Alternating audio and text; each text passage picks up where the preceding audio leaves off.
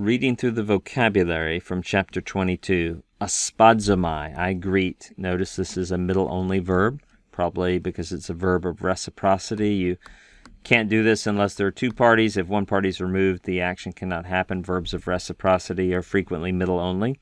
Epiginosko means to know or understand. Ergadzomai means to work or do or perform. That also is a middle-only verb. We can understand how when someone is working at something, there is a high degree of subject involvement, maybe. Even if we can't explain why it's middle-only always, we can observe that it is. It is a middle-only verb. Kathidzo means I sit, right? The cathedral is the seat of the bishop in the Catholic Church. Katoikeo is I live or dwell. Genea means generation or family. Etas means year, and that is a third declension noun, so you're going to memorize ta etas tu etus, right? Ta etas tu etus, meaning year. The word for animal or beast is therion. Tribulation, this also is a third declension noun, so we're memorizing he thlipsis, tes thlipsaos. He thlipsis, tes thlipsaos is tribulation or affliction. He krea is need. Another third declension. He krisis, tes krisaos is judgment or condemnation. Again, he krisis, tes krisaos, judgment or condemnation. Ha phobos is the word for fear, but because that is just a regular second declension noun like logos or theos or anthropos, there's not a need to memorize the article. You can just memorize phobos. Phobos is fear. In certain contexts, it can also mean reverence or respect.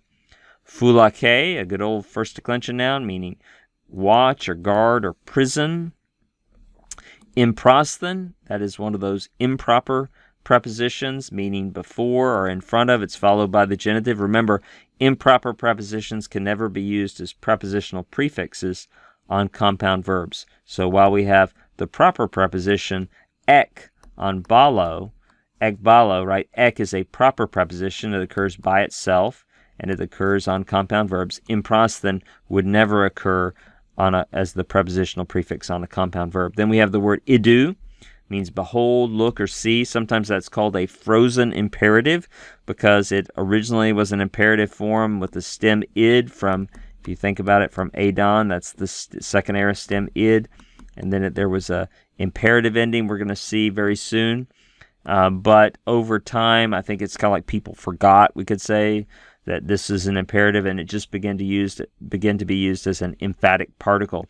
So even though that's a second singular ending, it would be used like to address a plural group of people. Hey, everybody, look, take notice of this, right? So in that sense, it's frozen because people are not conjugating it to match the person and number that they're addressing. They're just using it without any change in the form.